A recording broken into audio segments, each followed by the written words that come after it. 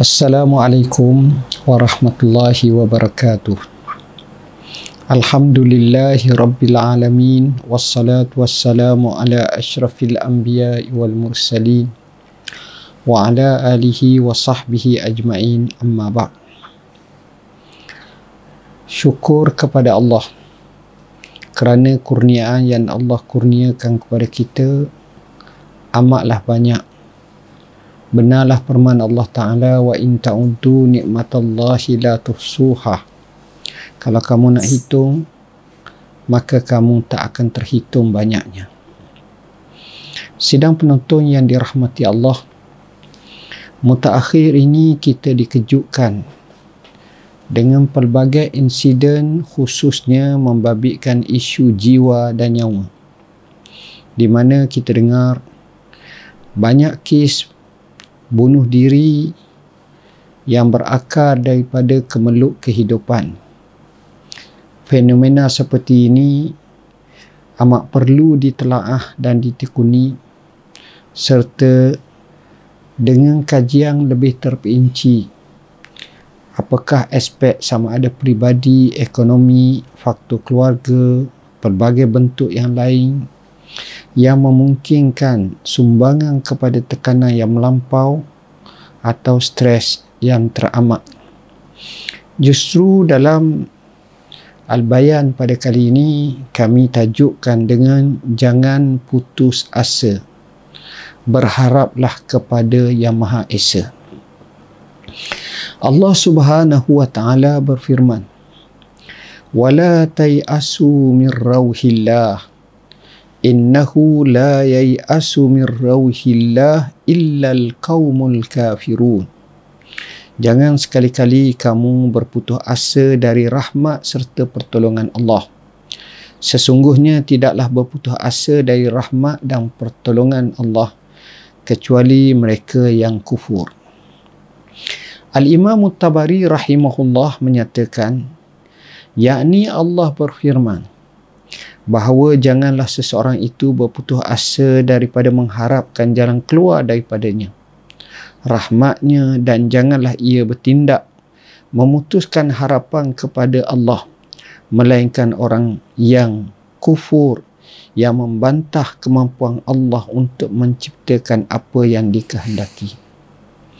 Sidang penonton yang dirahmati Allah, Allah Subhanahu wa Ta'ala berfirman, Qul ya ibadiyallazina asrafu ala anfusihim la taqnatu min rahmatillah innallaha yaghfiruz dzunuba jami'a innahu huwal ghafurur rahim. Katakanlah, hai Muhammad, hai hamba-hambaku yang telah melampaui batas terhadap diri mereka sendiri, jangan sekali-kali kamu berputus asa dari rahmat Allah, kerana sesungguhnya Allah mengampunkan segala dosanya. Sesungguhnya Allah jualah yang maha pengampun lagi maha mengasihani. Imam At-Tabari menyatakan jangan putus asa daripada rahmat Allah. Inilah yang disebut oleh Ibnu Abbasin radhiyallahu anhuma. Hadirin hadirat yang dirahmati Allah, dalam riwayat yang dinyatakan oleh Al-Bazzar, At-Tabarani, Al-Haisami dan beberapa yang lain menyebut hadis riwayat Ibnu Abbas, Rasulullah sallallahu alaihi wasallam ditanya tentang dosa-dosa besar. Lalu baginda bersabda, al-kabair asyirku billah wal iyasu min rauhillah wal qunut min rahmatillah. Dosa-dosa besar itu adalah melakukan syirik kepada Allah, bersikap pesimis terhadap kasih sayang Allah, dan berputus asa daripada rahmatnya. Justru ini adalah perkara yang sepatutnya kita sentiasa mengingatinya.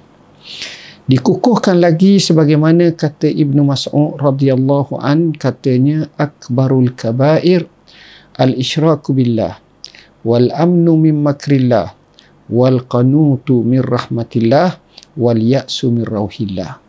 Dosa yang paling besar itu adalah syirik kepada Allah, merasa aman dari makar tipu daya, apa yang Allah uji, berputus asa dari rahmat Allah yang berhubung dengan menghilangkan kesulitan. Hadis ini riwayat At-Tabarani, Abdul Razak dan juga Al-Baihaqi dalam Syu'ab Al-Iman. Hadirin hadirat yang dirahmati Allah, statistik yang kita kata membimbangkan itu kerana apabila kita menyatakan bahawa kita hanya membunuh diri kita adalah sebagai jalan keluar terakhir tanpa menyusahkan orang lain, tetapi sebenarnya hukumnya adalah haram di sisi agama.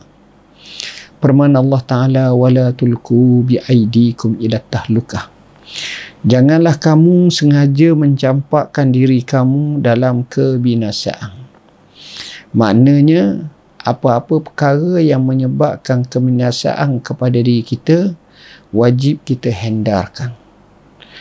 Walaupun ayat ini, kalau kita lihat dengan maksud sebagaimana yang ditafsirkan sebagai orang yang menjatuhkan dirinya kepada kebinasaan dengan melakukan maksiat kepada Allah dan juga berputus asa daripada bertaubat kepada Allah, tetapi boleh juga dimaksudkan dengan mana seseorang itu sengaja mencederakan, menghinakan, menjadikan dia dalam kesulitan sementelahan lagi kematian.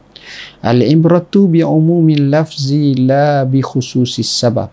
Pengajaran dan iktibar diambil dengan lafaz yang umum, bukan dengan sebab yang khusus. Rasulullah sallallahu alaihi wasallam menyebut, "Man qatala nafsahu bi syai'in uzziba bihi yaumal qiyamah." Siapa yang membunuh diri dengan suatu cara pun, pada hari kiamat kelak dia akan diseksa dengan cara seperti itu pula. Hadis riwayat Bukhari dan juga Muslim. Dan ia diperkukuhkan lagi dengan beberapa hadis, dan masalah ini telah menjadi ijma' para ulama yang menunjukkan bahawa membunuh diri hukumnya haram dan termasuk dalam dosa besar. Hal ini boleh kita rujuk. Bahkan Dr. Yusuf Al-Qaradawi ketika menafsirkan ayat وَلَا تَقْتُلُوا أَنفُسَكُمْ إِنَّ اللَّهَ كَانَ بِكُمْ رَحِيمًا. Janganlah kamu berbunuhan sesama sendiri, sesungguhnya Allah sentiasa mengasihi kamu. Menggambarkan bahawa Islam ini mengajar kepada kita untuk kita mempunyai kekuatan fizikal, kekuatan semangat dan keazaman dalam menghadapi segala bentuk kesusahan. Islam tidak membenarkan diri kita ini dalam keadaan melarikan daripada kehidupan, menanggalkan pakaiannya disebabkan bencana yang menimpanya atau kerana cita-cita yang tidak kesampaian, akhirnya menjadikan seseorang itu lemah dan tidak bermaya. Hadirin hadirat yang dirahmati Allah, saya bukanlah nak memanjangkan berkenaan dengan dalil-dalil. Cukuplah saya sebut beberapa dalil sahaja. Tetapi apabila kita tekuni dan kita lihat kenapa timbulnya isu untuk bunuh diri, sudah barang tentu perkara ini terkait dengan faktor-faktor putus asa. Jadi bila kita tengok putus asa ini, maka dia sudah tentu akan membawa satu gangguan kesihatan mental. Dan gangguan kesihatan mental boleh berlaku apabila seseorang itu tidak dapat mengawal emosinya serta buntu dalam sebarang bentuk tindakan seolah-olah kelam dan gelap, sehingga merasakan bahawa apa yang terbaik adalah dengan cara membunuh diri sendiri, wal-iyazabillah. Hadirin hadirat yang dirahmati Allah, sejarah cubaan membunuh diri dalam ahli keluarga terdekat turut dikaitkan sebagai faktor berisiko dalam cubaan bunuh diri. Bila tengok kajian, kita dapati mereka mengalami kecelaruan kemurungan yang mendapati corak peningkatan risiko membunuh diri meningkat apabila terdapat sejarah membunuh diri di kalangan keluarga masing-masing. Ya zambillah. Faktor penggunaan bahan yang melibatkan penggunaan alkohol dan penyalahgunaan dadah seperti obat penenang dan sedatif juga merupakan salah satu daripada punca ke arah tersebut. Faktor kewangan juga menjadi penyebab utama kepada gangguan kesihatan mental dan juga menyebabkan tahap kesihatan mental menjadi teruk dan berkecenderungan untuk membunuh diri. Mutakhir ini kita dengar isu di sebalik pihak kerajaan melaksanakan perintah kawalan pergerakan bagi mengekang penularan wabak COVID-19, maka disebabkan oleh kematian ahli keluarga berikutan COVID-19, hilangnya pekerjaan, putus asa, masalah pembelajaran dalam talian dan sebagainya, juga boleh menyumbang ke arah membawa kepada tindakan-tindakan yang tidak baik seperti ini. Dikatakan bahawa sebanyak 25% daripada 266 kes bunuh diri berpunca daripada bebanan hutang yang tinggi, artinya 1/4. Diikuti masalah keluarga 24% dan kes rumah tangga 23%. Jadi kalau kita campur ketiga-tiga ini, dia telah menatijahkan hampir 70% lebih. Menggambarkan kepada kita bahawa tiga isu ini perlu ditangani dengan sebaiknya. Sama ada melalui hutang yang melampaui kemampuan sehingga dibebani, begitu juga masalah rumah tangga keluarga, tidak sekufuk dan tidak sehaluan, sentiasa bertengkar, menjadi medan permusuhan dan amarah yang melampau, begitu juga kes rumah tangga. Dan selain daripada tiga motif atas dasar yang lain juga termasuk faktor cinta yang tidak kesampaian menyumbang 15%. Dan punca bunuh diri yang lain termasuklah bebanan kerja, seolah-olah melampau.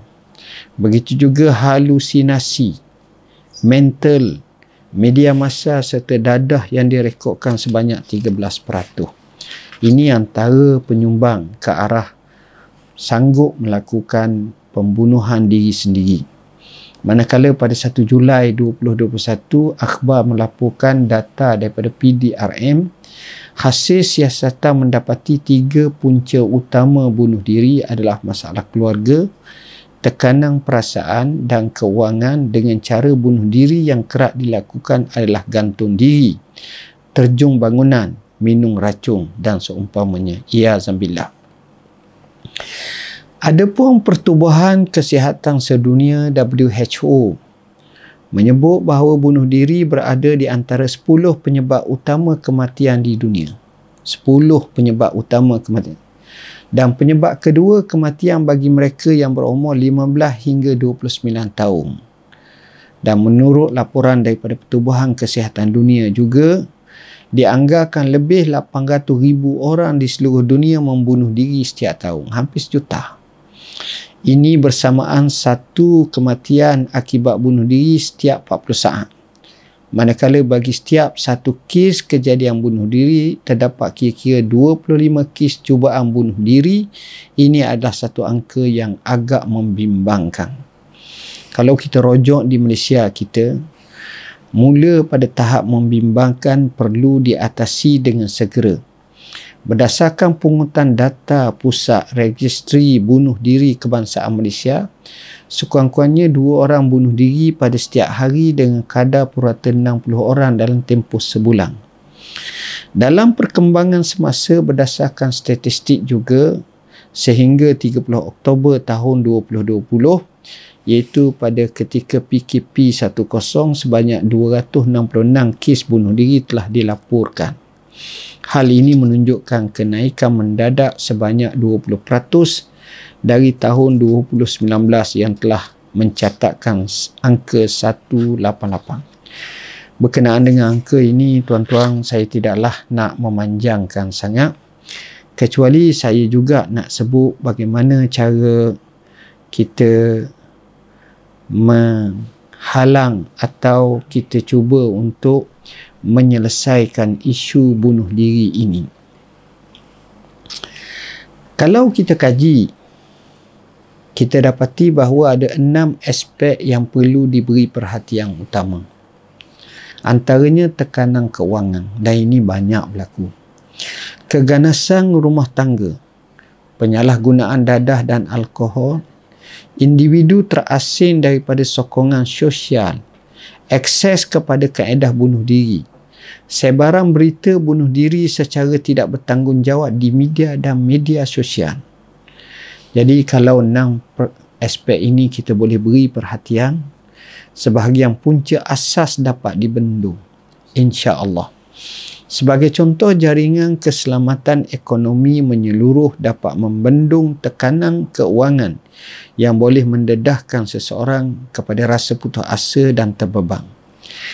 Di samping itu, kerjasama antara pertubuhan kerajaan, termasuk pertubuhan bukan kerajaan dan masyarakat, terbabit dalam mengenal pasti golongan yang memerlukan serta menyampaikan bantuan tanpa perlu berhadapan terlalu banyak biurokrasi. Sifat ambil tahu cakna seperti inisiatif yang baik yang sesuai untuk dikhabarkan adalah boleh membawa kepada kebaikan dalam kita menyelesaikan isu bunuh diri ini. Sidang penonton yang dirahmati Allah, kami dalam agensi agama termasuk JAKIM memberi bantuan secara psikologi yang mana bagi saya satu perkara yang amat dipuji. Dan begitu juga kita sewajarnya sentiasa mengambil berat terhadap saudara-saudara kita yang Islam yang lain. Hadirin hadirat yang dirahmati Allah, jangan kita bercita-cita mati. Kalau kita terpaksa bercita-cita mati, doalah sebagaimana Nabi ajar, Allahumma ahyini ma kanatil hayatu khairan li wa tawaffani iza kanatil wafatu khairan li. Ya Allah, hidupkanlah aku kalau hidup aku ni baik, dan matikanlah aku kalau mati itu lebih baik. Hadis riwayat Al-Bukhari dan juga An-Nasai. Saudara-saudara yang saya kasihi sekalian, kadang-kadang dalam melayari bahtera kehidupan, kita tercari-cari erti kebahagiaan. Bila mana tidak ada dalam kamus kita erti kebahagiaan, maka datanglah ketidakbahagiaan, runsing, sedih, rasa putus asa, tidak bersemangat, sentiasa memandang diri dalam bentuk yang amat negatif dan sebagainya. Dr. Ai Al-Qarni dalam kitabnya La Tahzan, dalam menyebut kehidupan kita, telah menukilkan hadis daripada Abdullah bin Umar radhiyallahu anhuma bahawa Rasulullah sallallahu alaihi wasallam bersabda, "Kun fid dunya ka'annaka gharib aw abiru sabil." Riwayat Al-Bukhari, Ibnu Majah, At-Tirmizi dan lain-lain. Jadilah kamu di dunia seperti orang asing atau orang musafir. Dalam arti kata lain, kita nak ke tidak, kita akan beralih dari satu fasa kepada fasa seterusnya. Dalam keadaan kita mengisi fasa yang kita ada ini di dunia untuk mentaati dan mematuhi perintah Allah dengan sebaik mungkin, menjadikan kehidupan kita di dunia ini sebagai ladang kepada akhirat kita. Sebab itu dikatakan, kebahagiaan itu bukan pada istana Abdul Malik bin Marwan, seorang pemerintah Umawi yang terkenal. Bukan pula pada pasukan Harun Ar-Rashid yang mempunyai bala tentera yang hebat. Bukan pula pada rumah mewah Al-Jassas, orang kaya. Bukan pula pada harta simpanan Qarun yang amat banyak. Kebahagiaan juga bukan pada kitab Asy-Syifa karya Ibn Sina. Bukan pada Diwan Al-Mutanabbi, himpunan syair-syair yang indah. Dan bukan pula pada taman-taman Cordova atau kebun-kebunnya yang lain. Kebahagiaan itu, mengikut para sahabat, adalah sesuatu yang tidak banyak menyibukkan. Kalau kita sibuk sangat, pening kita. Kehidupan yang sangat sederhana dan rendah daya belinya. Artinya ada sifat qanaah. Alhamdulillah. InsyaAllah akan diserlahkan kebahagiaan dalam kehidupan tersebut. Kebahagiaan pada Ibnu Sa'id, Ibnu Al-Musayyib, pada ilahiyatnya. Seorang tokoh besar, Sa'id ibn Al-Musayyib, dengan ketauhidannya. Imam Al-Bukhari dengan sahihnya. Al-Hasanul Basri dengan sifat jujurnya, yang kalau kita baca sejarah cukup menarik. Imam Syafi'i dengan kesimpulan hukumnya, terkenal dengan jaguh dalam ilmu usul fiqh dan hukum hakam. Imam Malik dengan sifat muraqabah kepada Allah sentiasa. Imam Ahmad dengan sifat waraknya, dan Sabi Al-Bunani dengan ibadahnya. Maka itulah yang Allah Subhanahu wa taala sebut, zalika bi annahum la yusibuhum dhama'un wala nasab wala makhmasatun fi sabilillah wala yata'una mawti'an yaghizul kuffar wala yanaluna min aduwwin nailan illa kutiba lahum bihi amalun salih. Yang demikian, kerana sesungguhnya tiap-tiap kali mereka merasai dahaga, merasai penat lelah dan juga merasai lapar, maka mereka menjejak sesuatu tempat yang menimbulkan kemarahan orang-orang kufur, dan juga tiap-tiap kali mereka menderita sesuatu yang mencederakan dari pihak musuh, melainkan semuanya itu ditulis pada mereka pahala amalan salih. Justru saya juga menambah, kebahagiaan itu bukan berupa cek yang dapat ditunaikan, bukan berupa kenderaan yang dapat diperjualbelikan, bukan berupa bunga yang dapat dicium bau yang semabak harumnya, dan bukan juga berupa gandum yang dapat ditumbuk, dan bukan pula berupa kain yang dapat dibentangkan. Sebenarnya kebahagiaan itu hati yang riang kerana kebenaran yang dijalaninya, adalah kelapangan dada kerana prinsip yang diyakininya, ketenangan hati kerana kebaikan yang dimilikinya.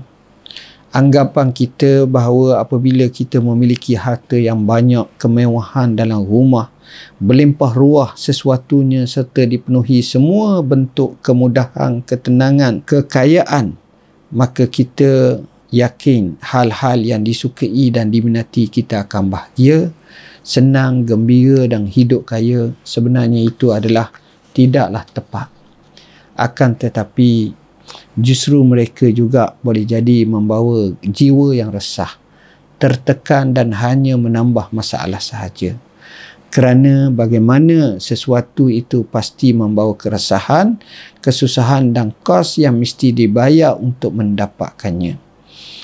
Seorang tokoh pembaharuan yang agung, Rasulullah SAW, ternyata hidup dalam kefakiran, yakni sederhana. Sedang berbolak-balik tubuhnya di tempat tidur kerana kelaparan disebabkan tidak ada sebiji kurma pun baginda dapati untuk menahan kelaparannya. Sekalipun demikian, baginda hidup bahagia, tidak mempunyai banyak tekanan jiwa dan damai, tiada yang mengetahuinya selain Allah. Hadirin hadirat yang dirahmati Allah, saya nak simpulkan beberapa isu yang kita hadapi ini dengan saya kemukakan sebuah hadis yang kita pertama pakar-pakar amal, pakar-pakar faham dengan sebaiknya.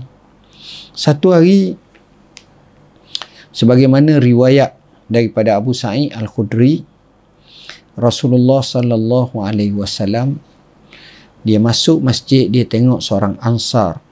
Ada orang kata namanya Abu Umamah. Duduk dalam masjid dalam keadaan duka cita bukan pada waktu solat. Lalu Nabi tanya, kenapa ni? Abu Umamah menjawab, duka cita dan hutang menyelubungiku wahai Rasulullah. Banyak sangat. Lalu Rasulullah SAW menyatakan, kamu nak tak aku ajar kepada kamu satu doa? Kalau kamu bacanya akan menghilangkan rasa duka cita dan melansaikan hutang. Abu Umamah menjawab, sudah tentu ya Rasulullah. Maka Rasulullah SAW jawab, bacalah, ucapkanlah, yakinlah pada waktu pagi dan petang, Allahumma inni a'udzubika minal hammi wal hazan wa a'udzubika minal ajzi wal kasal wa a'udzubika minal jubni wal bukh wa a'udzubika min ghalabatid daini wa qahrir rijal. Syarah hadis ini panjang. Saya telah kemukakan dalam majalah Al-Bayan kami. Cuma saya nak sebut satu perkara, iaitu Nabi minta berlindung dengan Allah yang pertama dengan sifat ham, gelisah dan hazan, duka cita. Ini yang pertama. Dan yang kedua, kerana kedua-dua ini adalah perkara yang amat bahaya. Sebab itu Syekh Muhammad Al-Ghazali rahimahullah dalam kitabnya Jaddid Hayataka pernah cerita bagaimana perang kedua dia anggarkan 300,000 orang tentera Amerika mati. Dalam tempoh yang sama, 2 juta rakyat di Amerika mati sakit jantung. Separuh daripada 2 juta itu berpunca daripada cemas, kemurungan. Maknanya 1 juta. Berbanding dengan yang mati di hujung peluru hanyalah 300,000.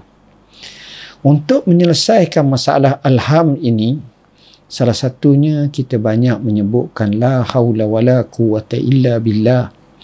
Kerana hadis yang diriwayatkan oleh Al-Hakim, siapa yang mengucapkan la haula wala quwwata illa billah, maka dia menjadi penawar daripada 99 penyakit, dan yang paling ringan adalah perasaan bimbang dan juga keluh kesah.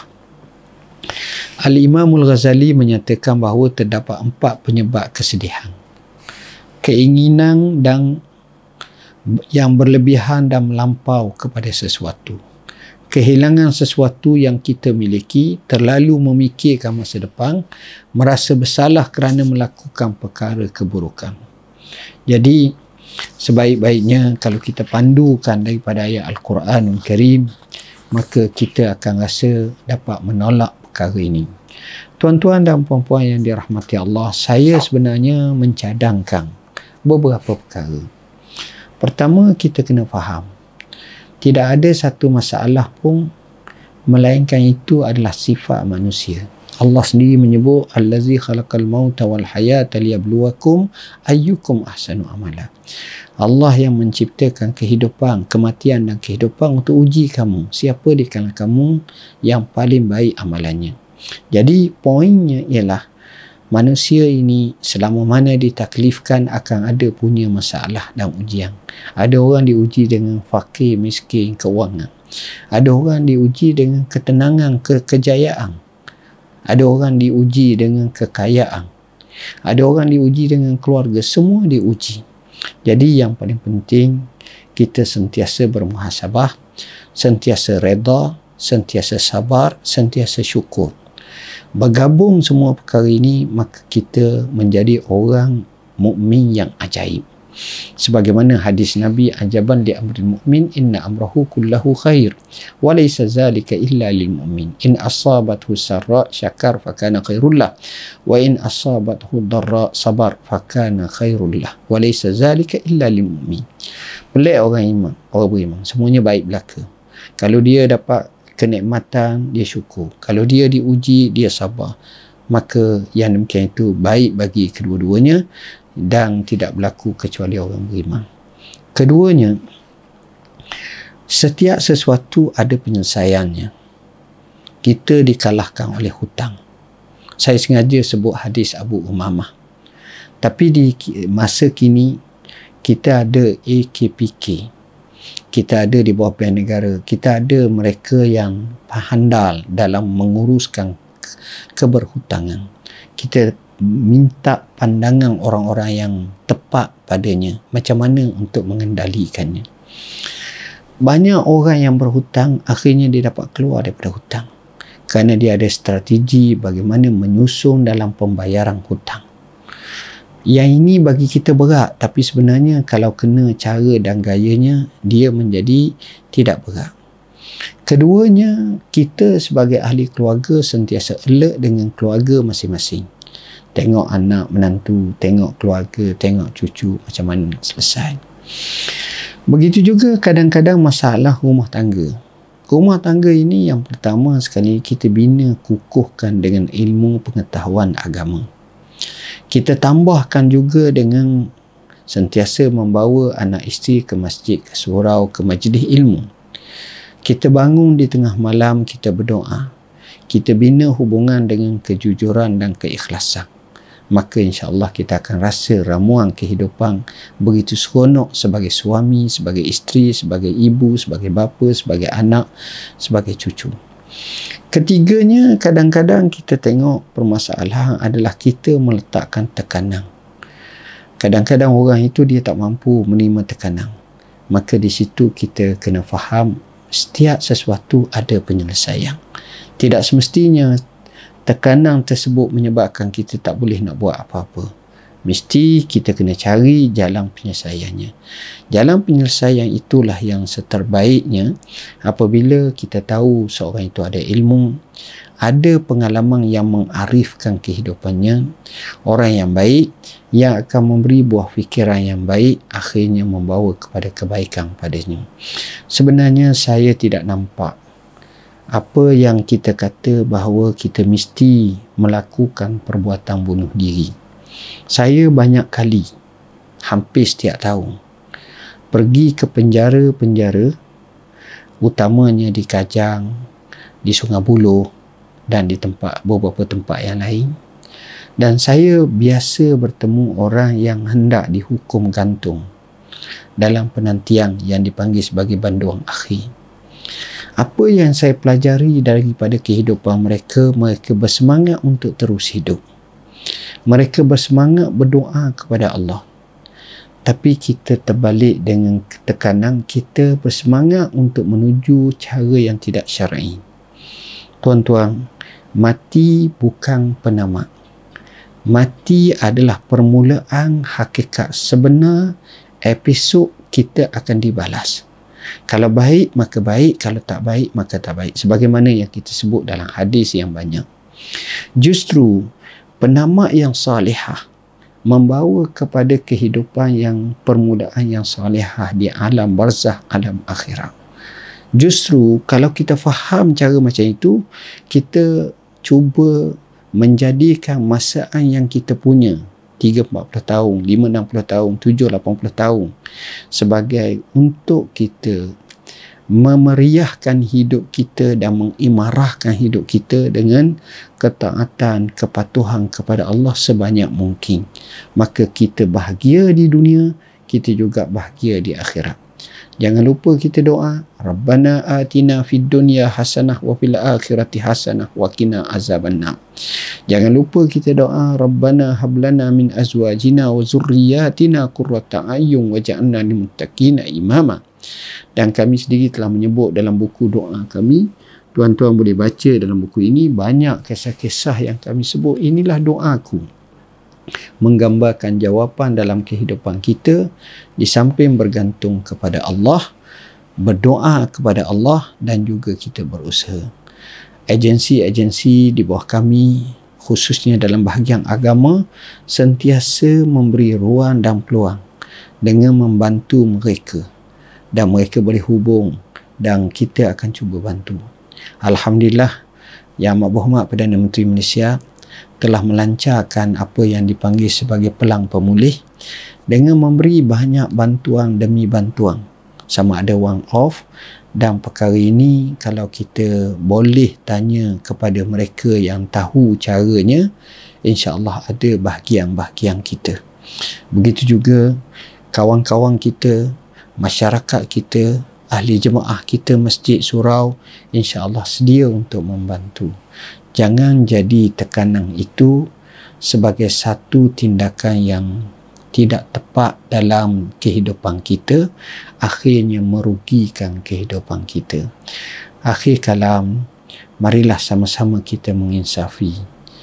Bantulah diri kita, bantulah sahabat rakan sekeliling kita, bantulah kaum keluarga kita, bahawa kesedaran dan pengetahuan serta ilmu bahawa kehidupan kita bukan hanya kita.